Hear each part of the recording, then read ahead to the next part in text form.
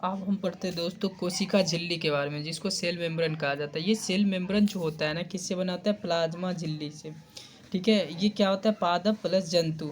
तो ये पादप कोशिका जो ये पादप में पाया जाता है और जंतु में भी पाया जाता है। ये किससे बना होता है? प्रोटीन का बना होता है।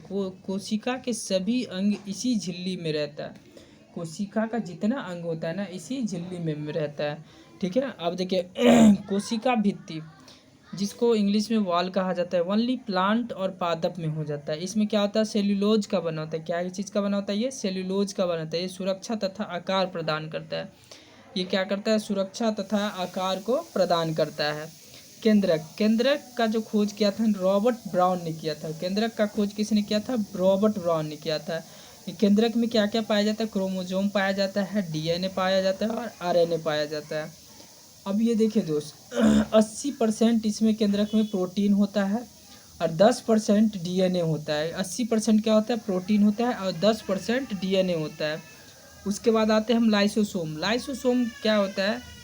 देखिए दोस्त, हम बताते हैं कि लाइसोसोम जैसे कि शरीर का कोई भी पार्ट में जैसे चोट लग जाता है, ब्लैक पड़ जाता है ना, तो ब्लैक पड़ जाना मतलब समझो कि उतना दूर का लाइसोसोम मर जाता है। अब ये क्या करता है कि जो अगल बगल का जो शरीर का पार्ट होता है वो उसका छिड़काव करते रहता है, जिसके कारण वो अपने कलर मतलब स्किन का जो कलर होता है उसमें आके मिल जाता है। ठीक है, अब देखिए लाइसोसोम का खोज किसने किया था? डी दुबे ने किया था। डी दुबे ने।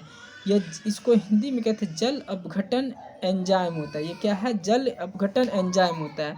यह कोशिका का पाचन होता है। इसे क्या होता है? कोशिका का पाचन होता है। इसे आत्महत्या का थैली भी कहा जाता है।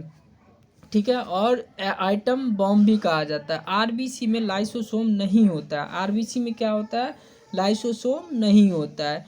यह एस्प्लीन मतलब पीलिया के तिल्ली में जाता है। जो यह क्या होता है? एस्प्लीन यानी पीलिया और तिल्ली में जाता है। ठीक है, तो ये रहा।